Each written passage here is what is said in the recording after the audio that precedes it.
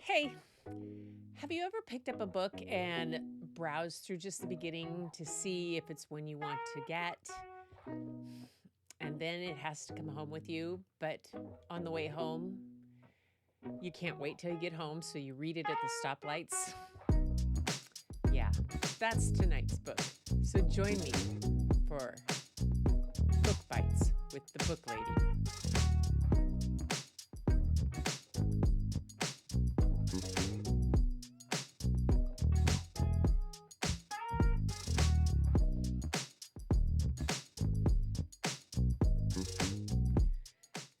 Hi, everybody. I'm Gretchen Shepherd, retired librarian and book advocate, an advocate for the freedom to read, and somebody who just loves children's literature. And you might be thinking, what? I'm not a child, or maybe you are at heart, but you're thinking, why do I need to listen to this? Well, you'd be amazed at what nuggets you can find in children's literature, or might just run across someone who deserves to have or hear about this book that I'm going to share with you. And that's what I'm going to do throughout the NaPodPoMo. Through the month of November for this podcast, I will be sharing book bites from some of my favorite pieces of children's literature. Ones that touched me and grabbed hold of me. And in my many years of teaching, I shared them with kids. So tonight is a real treat. Tonight's book is a book that came into my library when I was teaching and got the new book. And just before I was getting ready to go home, I opened it up and I read the first paragraph.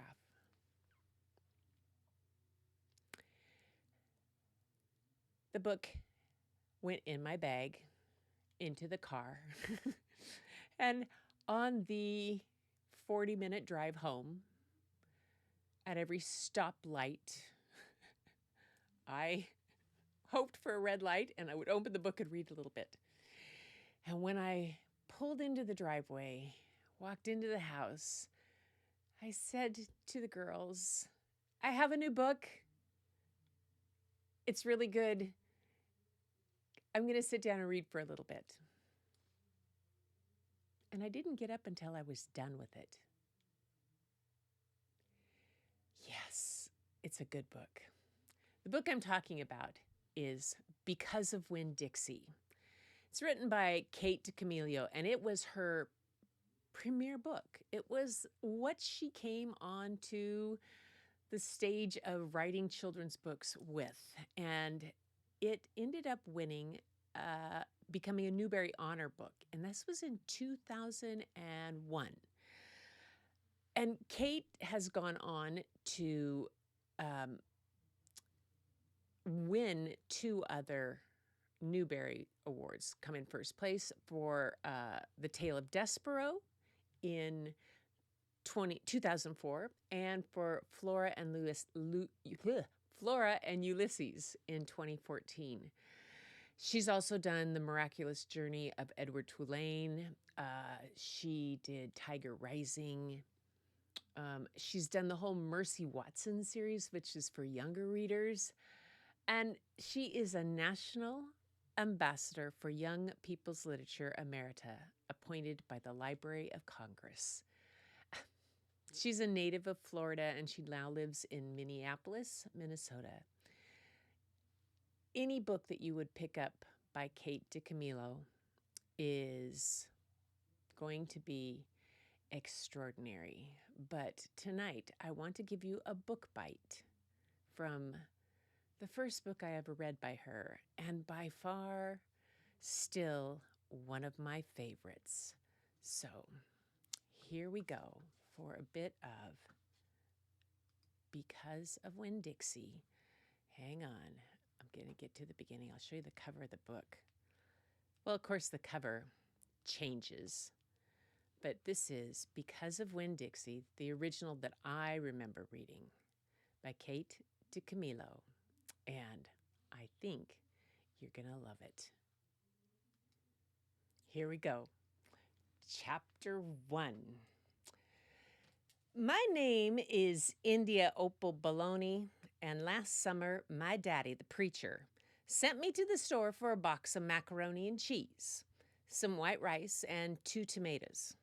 And I came back with a dog. This is what happened. I walked into the produce section of the Winn-Dixie grocery store to pick out my 2 tomatoes, and I almost bumped right into the store manager. He was standing there all red-faced, screaming and waving his arms around.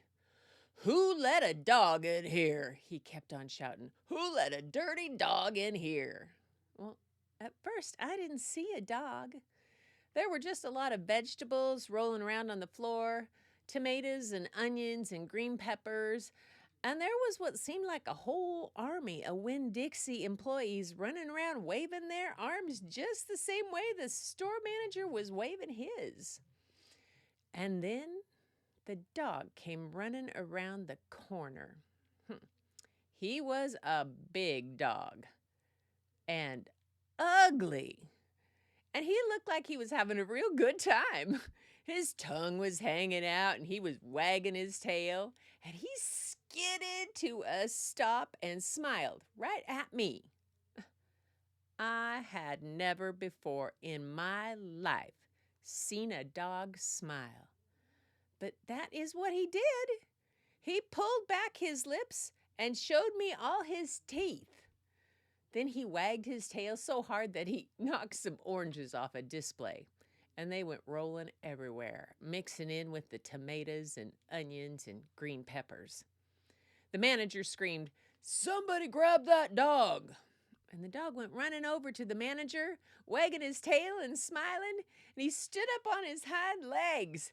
You could tell that all he wanted to do was get face to face with the manager and thank him for the good time he was having in the produce department, but somehow he ended up knocking the manager over. And the manager must have been having a bad day because lying there on the floor right in front of everybody, he started to cry. The dog leaned over him real concerned and licked his face. "Please," said the manager, "somebody call the pound." "Wait a minute," I hollered. "That's my dog. Don't call the pound." All the Winn-Dixie employees turned around and looked at me. And I knew I had done something big and maybe stupid too. But I couldn't help it. I couldn't let that dog go to the pound. "Here, boy," I said. The dog stopped licking the manager's face and put his ears up in the air and looked at me, like he was trying to remember where he knew me from. "Here, boy," I said again.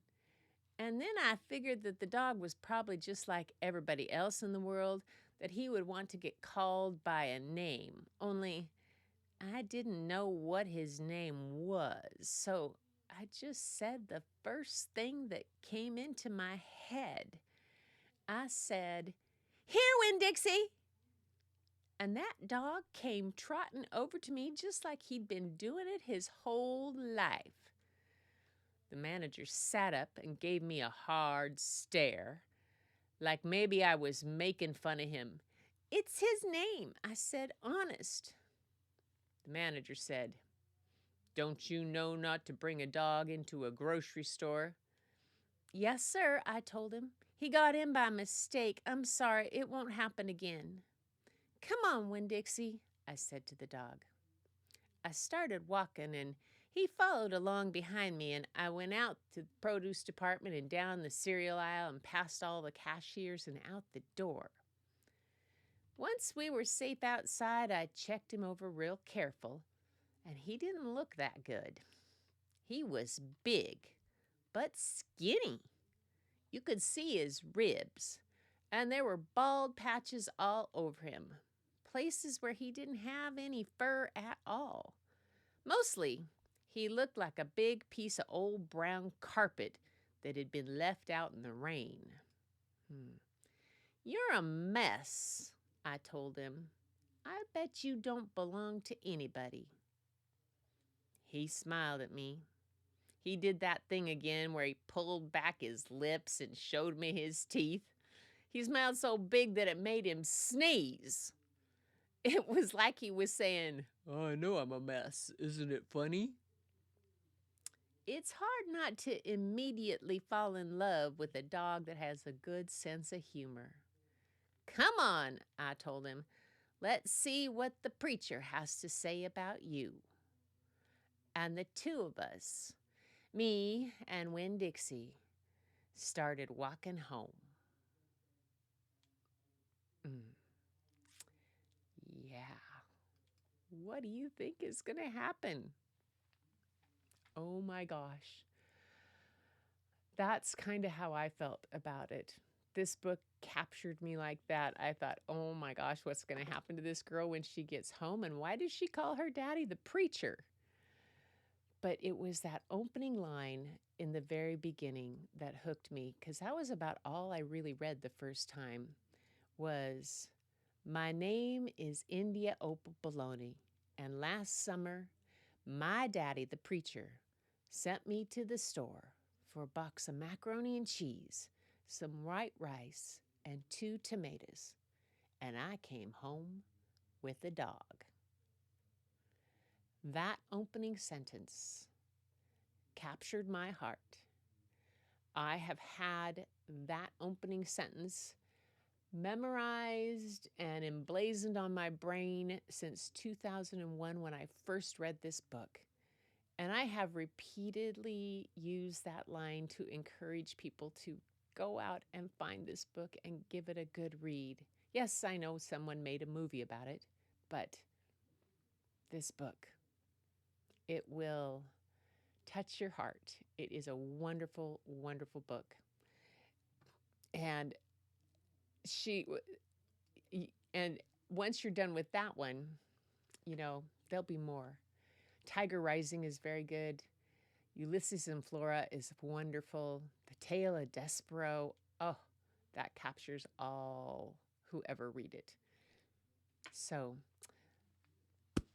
that is my book bites with the Booklady for tonight. I'm sorry about that. I hope that you enjoyed this.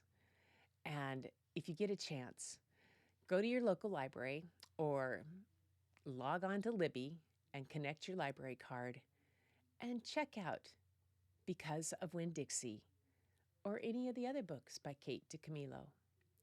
You won't be disappointed. And even if you're an adult and you're reading a piece of children's literature, you'll find that there are some beautiful nuggets in this book and beautiful lessons. And it's only going to take you maybe an hour and a half to read. So, until next time, everybody, keep looking for the beauty hidden in plain sight. It's all around you.